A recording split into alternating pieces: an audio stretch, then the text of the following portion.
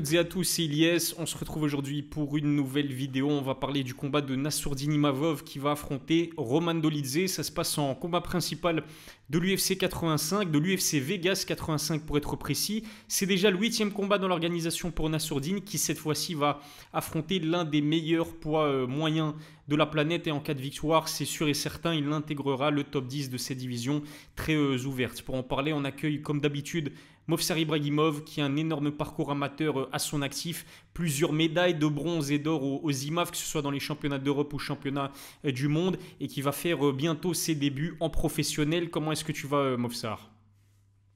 Ça va super, frérot, et toi? Ça va super bien. Et ce que j'oublie de dire, c'est que ton dernier combat amateur, il s'est fini sur un KO, un beau KO que tu as placé avec un crochet du gauche. Est-ce que tu t'es inspiré d'Alex Pereira pour l'occasion ou c'est comment?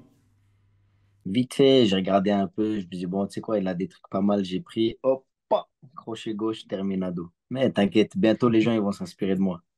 Exactement. Et donc c'était ton dernier combat amateur et dans pas longtemps, on le répète, tu vas normalement débuter en professionnel hein, dans les prochaines semaines si je ne me trompe pas. Ouais, c'est ça, c'est pour très bientôt. J'aimerais bien faire un avant le ramadan, et après on enchaîne après le ramadan. On va bombarder tout ça. Mofsar va certainement annoncer son combat professionnel dans les prochains jours, voire les prochaines semaines. Si vous voulez être au courant de son actualité, abonnez-vous en masse à son compte Instagram. D'ailleurs, tu as dépassé le cap des... Enfin, plutôt, tu as atteint le cap des 20 000 abonnés hein, sur Instagram. Ouais, c'est ça, ça monte hein, petit à petit, on commence à avoir un peu de visibilité, ça fait plaisir. Merci à vous les gars pour tous ceux qui donnent de la force.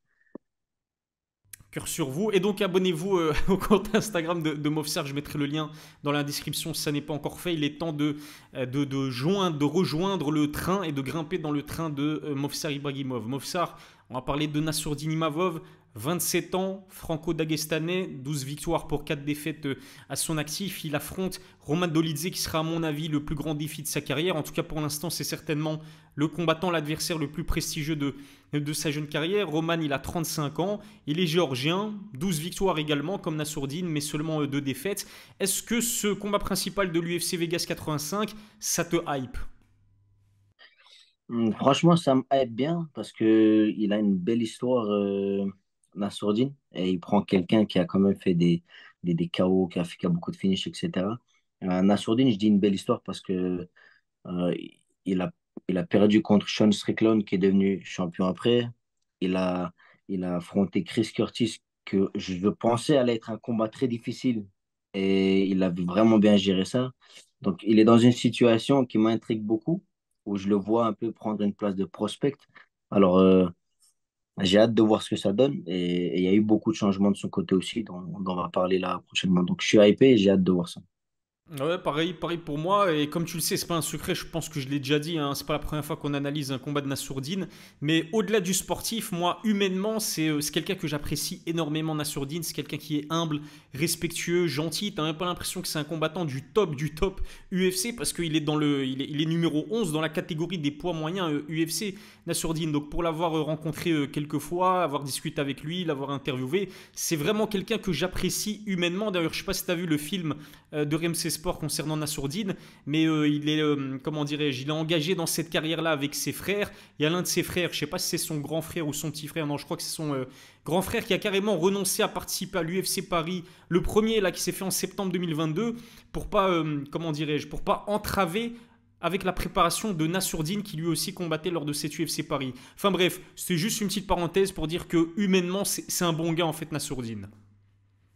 Non, c'est sûr. En plus, mais j'ai vu un peu ces Daguerres, etc. Tu vois, après, c'est souvent, ça revient chez les Dagestanais, ça, souvent, quand on voit l'équipe de Khabib, etc., c'est des gens, ils sont soudés.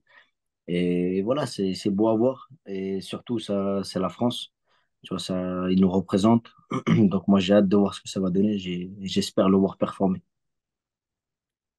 Comment, qu'est-ce que j'allais dire? C'est vrai que toi, Movsar, t'es tchétchène, mais c'est le même état d'esprit. Chez vous, les Tchétchènes, il y a aussi cet état d'esprit familial. Vous êtes une famille, vous êtes une équipe, vous êtes un groupe, vous êtes très soudés. Et c'est tout bénéfique, bah, j'imagine, pour ta carrière. Et ça doit être aussi le cas pour la carrière de Nassourdine, le fait de pouvoir compter sur ses frères et sur ses amis aussi. Bien sûr, en fait, on a la chance, en n'étant pas beaucoup, vu qu'on n'est pas beaucoup, il y a forcément un gros esprit de cohésion. Tu vois, que ça soit tchétchène ou daguestanais. Tu vois, le Tchétchène et le Daghestan, c'est deux voisins, tu vois. Il y a même des villes au Daghestan, ils parlent tchétchène. Donc, vu qu'on n'est pas beaucoup, il y a un gros esprit de groupe et c'est utile pour tout le monde. C'est juste que des fois, les gens, ils ont du mal à trouver des équipes soudées. Et moi, j'ai de la chance. J'ai la chance d'avoir une équipe vraiment soudée, d'avoir une équipe qui s'entraide de la même manière que eux, ils le font. Et forcément, c'est quelque chose qu'un combattant, il va toujours chercher à avoir parce que tu as besoin de ça, tu as besoin de pouvoir faire confiance, tu as besoin de te remettre. Parce que ils ont presque ta vie entre leurs mains quand toi, tu combats, qui sont dans le coin. Quand il te dit fais ça, pour lui faire confiance et le faire, tu dois avoir une confiance sans faille. Et forcément, c'est quelque chose qui te tire vers le haut et qui te pousse à aller plus loin. Ouais, exactement. Et en ce qui concerne Nassourdine, c'est vrai que, dis-moi si tu es d'accord avec moi, Movsar, mais moi je trouve qu'il est quand même sous-coté. C'est quand même 12 victoires en carrière à 27 ans, donc il est encore jeune, hein, 27 ans, Nassourdine, donc sa marge de progression elle est encore énorme. Je le disais, ce sera son 8e combat déjà à l'UFC, qui est évidemment l'organisation numéro 1 du MMA, et donc il affronte des adversaires extrêmement compétitifs. Ce sera aussi son deuxième main event, et ça en dit long, en fait, sur la considération que l'UFC porte à Nassourdine. Pourtant, il est encore, je trouve, largement méconnu du grand public. Comment est-ce que tu expliques ça? Et est-ce que tu es d'accord avec moi si je te dis que je trouve que Nassourdine, il est sous-coté? Moi, je pense que le fait qu'il soit sous-coté, et il est sous-coté, en France surtout, c'est dû à son année dernière où il n'a pas eu beaucoup de chance. Tu vois, il a eu défaite, plus non-contest, enfin égalité plutôt. Mhm. Donc, forcément, l'année où le MMA il a pété en France, etc., où les autres ils ont performé. Tu as eu Cyril Gane qui a combattu, t'as eu Benoît Saint-Denis qui a Mhm. explosé, tu as eu Saladin. Tu comprends? Il y a eu des choses qui sont passées et lui, il est passé un peu dans une mauvaise année. Donc, je pense que c'est juste quelque chose qui est reporté, qui va arriver. On a juste besoin de le voir performer et la hype va suivre. Et, euh, et moi, je le vois un peu de la même manière que Morgan Charrière, Nassourdine. Parce que Morgan, par exemple, il était dans une mauvaise passe, dans une passe où il était pas très bon, etc. Mais je me rappelle qu'on en a parlé un jour et je t'ai dit, il a une grosse marge de progression parce qu'il est jeune.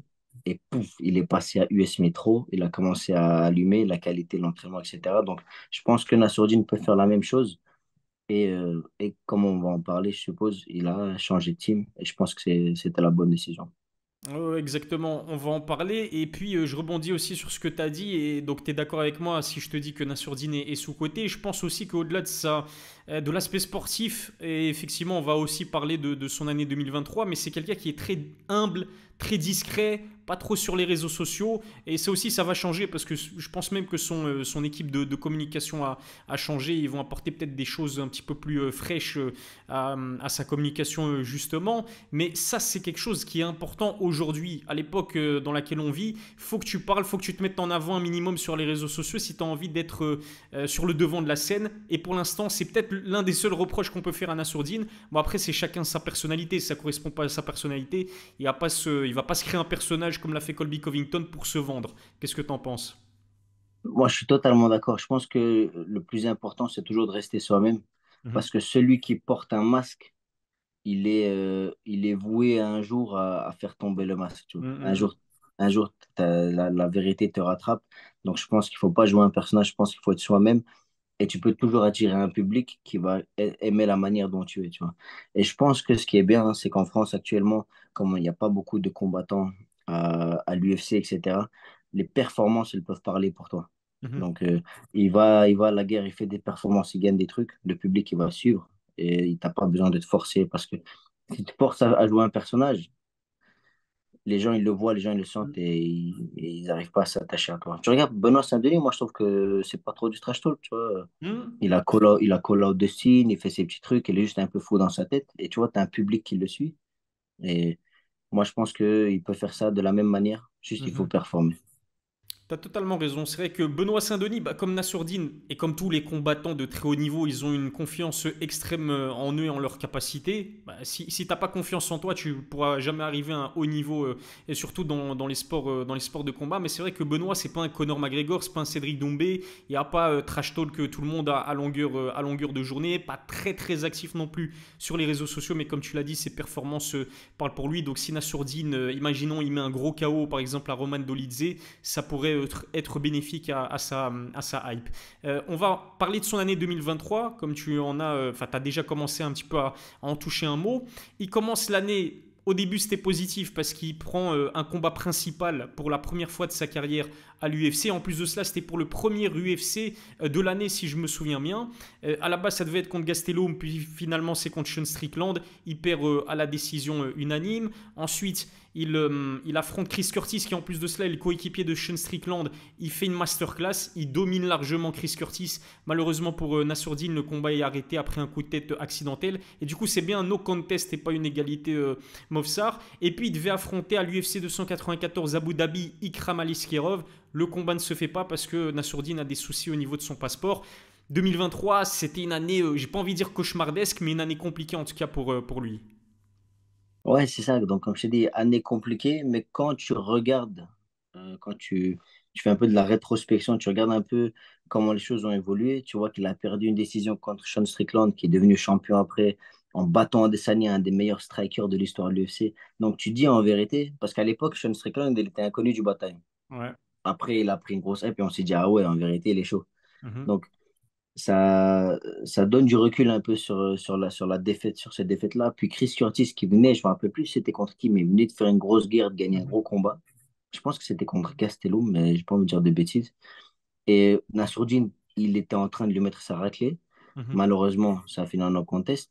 Donc, cette année, elle montrait un potentiel, elle montrait qu'il y avait des choses à faire. C'est juste que euh, les choses n'ont, il a pas eu beaucoup de réussite. Tu vois, il aurait fallu juste un petit truc en plus à droite, à gauche. L'année, elle aurait été totalement différente.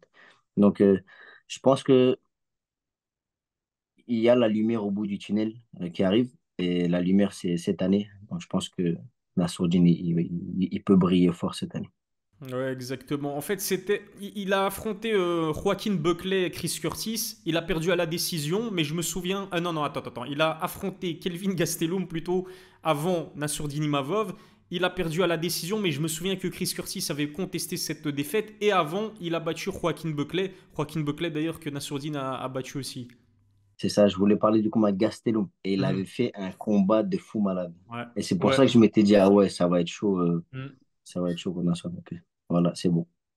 C'était un combat rythmé de fou, je me souviens, et à la fin, il a perdu à la décision, mais Chris Curtis avait, comment dirais-je, il a contesté cette décision. C'est vrai que c'était un combat assez controversé, mais Chris Curtis, en plus physiquement, il est extrêmement solide.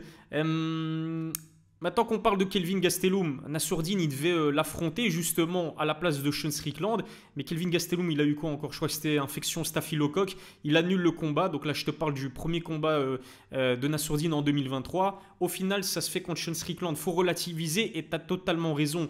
Cette défaite contre Sean Strickland, Sean à l'époque, il n'avait pas une grosse cote parce qu'il venait de perdre, je crois, contre Jared Cannonier. Mais ensuite, il a été champion des poids moyens, comme tu l'as rappelé contre Israel Adesanya, c'est-à-dire l'un des meilleurs strikers, si ce n'est le meilleur striker de l'UFC, l'un des meilleurs poids moyens, ou peut-être le meilleur poids moyen, c'est discutable, de l'UFC. Combat en short notice, il n'a pas eu énormément de temps pour se préparer contre Sean Strickland, vu qu'à la base, il affrontait Kelvin Gastelum, mais c'est deux profils totalement différents. Il faut dire aussi que le combat s'est fait chez les lourds légers, donc la KT au-dessus des poids moyens où évolue Nassourdine. Nassourdine, on a tendance à croire que c'est un énorme poids moyen, mais pas tant que ça. Je pense que hors compétition, si je dis pas de conneries, il est à 90, 91 kilos, alors que Strickland, c'est sûr qu'il dépasse les 100 kilos. Tu vois, le contexte est important. On en parle à chaque fois, à chacune de nos analyses, mais le contexte est très important. Je me souviens qu'à l'époque, il y a énormément de personnes qui critiquaient Nassourdine parce qu'il avait perdu contre Strickland. Mais ensuite, l'avenir nous a bien montré que Strickland, ça reste un top poids moyen, même si là, il vient de perdre contre Dricus Duplessis. Ouais, c'est ça. Un combat n'est pas un autre. Tu vois. Un combat n'est pas un autre. Une situation n'est pas une autre. On ne sait pas la prépa qu'il a vécue, on ne sait pas ce qu'il a fait, on ne sait pas peut-être le game plan, peut-être les prises de décision. Tu vois, il peut se passer plein de choses et il y a souvent toutes des blessures, etc., que tu traînes, mais tu t'en parles même pas en tant que combattant parce que ça fait le mec qui cherche des excuses, surtout des personnes humbles comme lui. Donc, par exemple, moi, j'ai combattu plein de fois avec des blessures. Genre, je dis pas, ouais, mais j'étais blessé là, j'étais blessé là, on s'en fout, tu vois. T'as pris le combat, t'as pris le combat. Et donc, je pense qu'il faut relativiser, tu vois. Il y a des hauts et des bas. Et après les bas, quand tu as touché le sol, tu peux que remonter. Ça, c'est une belle métaphore, un peu comme une montagne russe. Donc, en plus de cela, ben, le surnom de Nassourdine, c'est le Russian Sniper. Ça, c'était pour la petite anecdote. L'autre événement très important en 2023, Movsar pour Nassourdine, bah, c'est le fait il a quitté le MMA Factory. Il a quitté le MMA Factory. On n'en sait pas plus sur les raisons qui l'ont poussé à quitter le MMA Factory. En tout cas, j'ai regardé le film RMC Sport sur Nassourdine. J'ai aussi écouté l'interview de Nicolas Hotz, qui est maintenant son head coach chez RMC. J'en perds ma voix chez RMC pardon, et chez Alexandre Herbinet. Euh, Apparemment, si j'ai bien compris, en fait, Nassourdine voulait qu'on lui accorde plus d'attention et il dit aussi que le temps était venu pour lui de changer d'air. Est-ce que tu penses que c'est une bonne décision de changer de team pour peut-être performer au mieux et pour son prochain combat pour décrocher la victoire, renouer avec la victoire? Moi, je pense que c'est une très bonne décision qu'elle a prise. Des échos que j'ai eus, de ce que j'ai vu, j'ai l'impression que le MMA Factory, c'est un peu comme une grosse usine. Mhm, Euh, une grosse usine, ils ont plein de gens et ils les envoient au charbon, tu vois. Et si tu gagnes, tu gagnes. Si tu perds, tu perds. Et tant que l'usine, elle tourne, c'est bon. Alors que le club de Nicolas Haute, c'est un mec qui a beaucoup de connaissances. C'est un des coachs qui va tout le temps à l'IMAF, donc je le connais bien. C'est un mec sympa, c'est un mec vraiment cool. Lui et Johnny Frachet du S Metro, mhm, c'est parmi les mecs que je préfère dans les teams françaises. C'est un mec qui connaît bien son truc, tu vois. Donc, je pense qu'il va bien s'occuper de lui humainement, physiquement. Ils ont beaucoup de connaissances mhm, dont ont besoin les combattants, tu vois. Et comme c'est pas des gros clubs, c'est ça le problème aussi, c'est que quand tu as un trop gros club, il y a trop de gens à gérer, on ne mhm, peut pas se concentrer que sur toi. Si moi maintenant je vais à Eke, il y a Khabib, il y a Nanani, il y a tous les combattants de l'UFC, qu'est-ce qu'ils vont en faire de moi? mhm. J'arrive, ils vont me dire, ouais, toi, viens pour le sparring, je vais me faire gonfler, cher à pâté, puis après rentre chez toi, tu vois. Et ça, la chose qui est bien, c'est que il est parti d'un milieu peut-être qui lui plaisait pas pour ces raisons. Et maintenant, il arrive dans quelque chose qui lui convient. Et pour moi, ça ne peut que mieux aller. Et connaissant Nicolas Haute et Thomas Loubersan aussi, très, très fort, j'ai hâte de voir ce que ça va donner. Le style, il risque de changer. Parce que Mhm. MMA Factory, ils ont un peu tous le même style, jab, sortir, un peu à la Cyril Gane. Je trouve que ça convenait pas à Nassourdine. Ouais, donc Nicolas Hotz, head coach MMA pour Nassourdine, et puis t'en parlais Thomas Loubersan qui est excellent en grappling et qui, je l'imagine, l'a coaché en grappling durant sa préparation. Je rejoins ce que tu as dit, hein. Moi aussi j'ai eu l'occasion de croiser Nicolas Hotz et c'est vraiment quelqu'un de très très bien. Le MMA Factory, tu parlais du MMA Factory comme une sorte d'usine, mais aux États-Unis, il y a la même chose, c'est l'American Top Team avec énormément de combattants et je pense même, je sais pas si c'est l'American Top Team, mais en tout cas, Kamaru Usman, il s'entraînait dans une salle à Miami. Je pense que c'est l'American Top Team. Enfin bref, il s'entraînait dans une salle à Miami. Il a bougé au Colorado chez comment il s'appelle encore le coach? J'ai oublié son nom. Celui qui est avec Geji Ouais, et celui qui est avec Justin Gaethje et Rosna Mayunas. Attends, on va essayer de le retrouver. Punaise. Ouais, j'ai un trou ici. Attends. Ça finit par Man. Ça finit par Man. Trevor Whitman. Ouh. Trevor Wittman, Oh, bien sa joué. mère, j'ai été le chercher de très loin. Trevor Whitman. Donc tu vois, Kamaru Usman aussi, il disait qu'il avait besoin qu'on se concentre plus sur lui et pas qu'il soit l'un parmi d'autres. Après, c'est comment dirais-je, chaque combattant a sa personnalité, chaque combattant a ses envies et ses besoins, donc ça se respecte et on souhaite à Nassourdine que ça se passe très bien maintenant avec Nicolas Hotz. On va parler de son adversaire quand même, Roman Dolidze. Comment est-ce que tu le décrirais, Roman Dolidze? Est-ce que tu dirais que c'est un excellent grappeur avec des frappes très très lourdes, c'est ça? En fait, c'est un combattant qui est connu pour avoir un gros grappling, des grosses connaissances au sol, mais tu regardes son palmarès, il a enchaîné beaucoup de KO, Mhm, des KO premier round, des KO round 2. Tu le vois faire beaucoup de finish, et ce genre de profil-là, pour moi, c'est des profils que je trouve très dangereux, parce que ses connaissances au sol, elles font que toi, t'as pas envie de shooter dans les jambes. Toi, t'as pas envie de l'amener au sol. Parce que c'est dangereux, les gorges, là, truc, les triangles, mhm, là, t'as pas envie. Mais tu regardes le palmarès, tu vois que debout, il a des marteaux dans les mains. mhm, Donc, c'est une situation où tu sais pas trop où aller, tu vois. T'es obligé de te reposer sur un game plan et de travailler sur quelque chose. En fait, t'as pas d'échappatoire. mhm, C'est des adversaires sans échappatoire. Je trouve que celui qui ressemble un peu à ça, c'est Léon Edwards. Des gens mhm. qui sont tellement complets qu'il n'y a pas d'échappatoire. Tu vas au sol, tu restes debout, c'est chaud. Donc, tu es obligé de performer. Et, euh, et c'est ce genre de profil qu'il a, Roman Dolidze, même s'il commence à se faire un peu vieux. Hein, il a 35 ans, je pense. Ouais. Il a quand même la foudre dans les mains, donc quelqu'un de très dangereux. C'est comme ça que je le définirais, comme quelqu'un de très, très dangereux. Ouais, il est extrêmement dangereux et encore une fois, excellent grappleur, des frappes très très lourdes. Comme m'a dit Tarek, que tu connais, un coach Tarek, coach de Patrick Abirora notamment. Je me souviens, il y a quelques années, j'avais fait une vidéo avec lui et je pense qu'on parlait de Justin Gaethje justement et je lui disais, voilà, Justin Gaethje, c'est un excellent lutteur, il a un gros background en lutte. Pourtant, tu le vois jamais lutter, tu le vois toujours aller chercher les KO. Et je lui demandais pourquoi. Et Tarek, il m'a dit, c'est parce qu'il est tombé amoureux des KO. Quand tu mets un KO, la sensation apparemment elle est incroyable, l'adrénaline elle monte, tu kiffes comme jamais. N'est-ce pas, Mofsar, toi qui as mis un KO sur un crochet du gauche à ton dernier combat. Et du coup, ouais, Roman Dolidze, bon, il a mis des soumissions, je crois que c'est 3 soumissions à son actif pour 7 KO TKO, mais pareil pour Roman Dolidze. Quand il a mis son premier KO, il a kiffé ça. Ensuite, il en a mis énormément. Et donc, comme tu l'as dit, pas d'échappatoire. Très dangereux au sol. Et debout, il peut te mettre KO à chaque instant. Donc, c'est un adversaire très dangereux.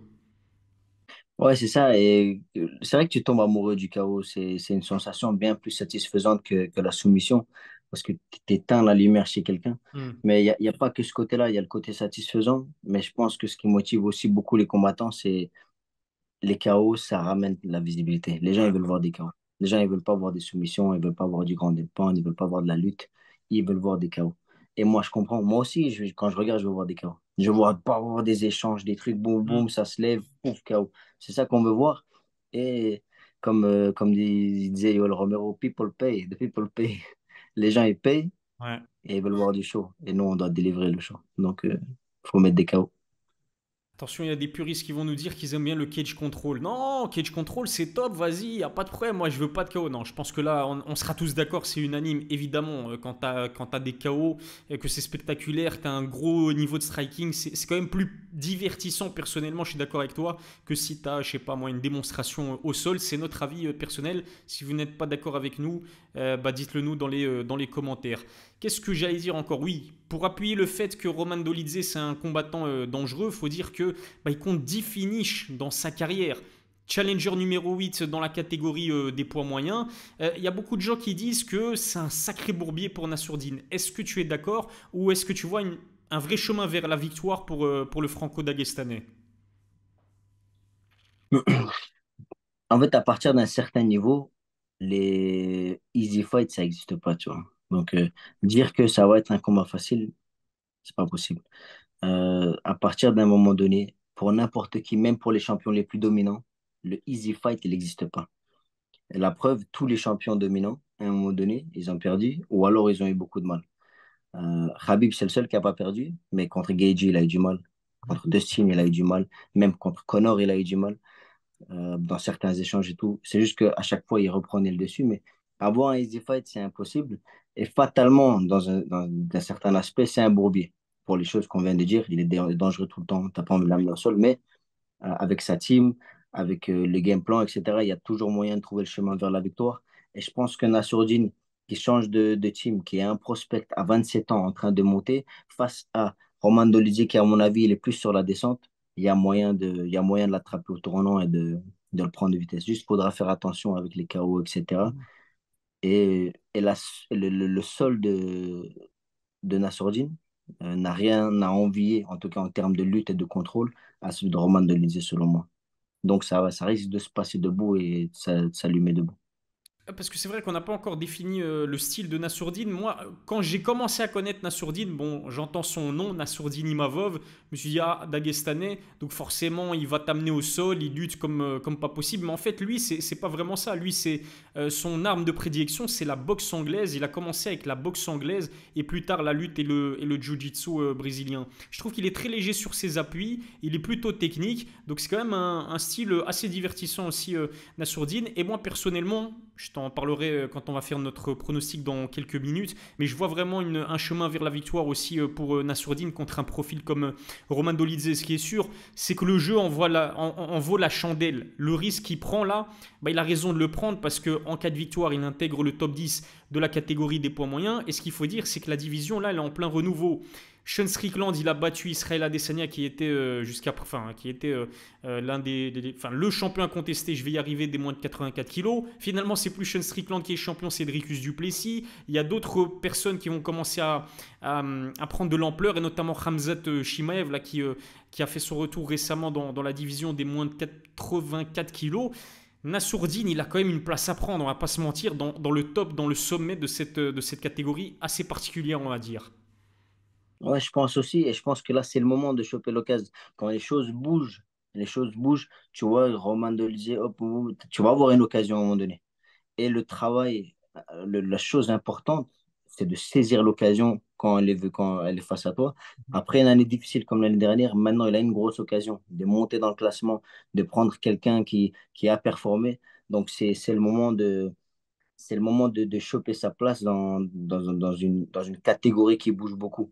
Et comme tu as dit, il se passe plein de choses. Quand les champions ils tournent comme ça va continuer à tourner jusqu'à ce qu'il y en ait un qui arrive à stabiliser le truc, tu vois. Mhm. Donc là, c'est le moment. Les choses bougent et faut bouger avec la catégorie. Là, il prend celui-là, il prend un autre combat dans le truc. Pouf, en 2-2, il y a moyen de combattre pour une ceinture. Ça peut aller très très vite. Regarde Benoît Saint-Denis, là il va affronter le numéro 3 de la catégorie des poids légers de Sim Poirier. S'il éteint de Sim Poirier, je pense que le title shot lui tend les bras. Allez, peut-être pas juste après, mais peut-être dans deux combats, honnêtement, c'est fort possible. Mofsar, merci beaucoup d'avoir répondu à mes questions. On a été comme d'habitude très complet. C'est quoi ton pronostic pour ce Nassourdine Imavov versus Roman Dolidze? Je pense que Nassourdine, avec son nouvel entourage, nouvel team, etc., il va vraiment level up. Et je pense il va gagner ce combat autour de son jab. Parce qu'il a un très bon jab, il a une bonne défense, il a une bonne attaque. Je le vois bien mixer parce que mixer, c'est-à-dire des takedowns, des trucs, mais pas que sur un un de ces compartiments. Je le vois bien faire du beau MMA parce que c'est un peu le profil de ce que Nicolas Haute il délivre en général de ce que j'ai vu. Et moi, je pense que c'est le chemin de la victoire. Jab, jab, jab, boum, boum, boum, boum, boum. Faire la distance, le fatiguer un peu et on l'allume. Je suis totalement d'accord avec toi. Moi, je pronostique une victoire à la décision pour Nassourdine Imavov, in and out. Très léger sur ses appuis. Je le vois plus rapide que Roman Dolidze, plus propre techniquement aussi. J'espère qu'il va réussir à stopper les potentielles tentatives d'amener au sol de Roman Dolidze. S'il y arrive, je pense vraiment qu'il va le surclasser debout. Écoute, Mofsar, merci beaucoup. On a été très complet comme d'habitude. N'oubliez pas de vous abonner au compte Instagram de Mofsar si ça n'est toujours pas fait. Je mettrai le lien dans la description. Abonnez-vous à ma chaîne, activez la cloche pour recevoir les notifications. Lâchez un pouce bleu, ça fait toujours plaisir. Et puis, n'hésitez pas non plus à nous donner vos pronostics dans les commentaires. Mofsar, comme d'habitude, c'était un vrai plaisir. À la prochaine pour une nouvelle analyse. À la prochaine, Ilyes. Merci à toi, merci à vous. J'espère que vous avez kiffé comme d'hab.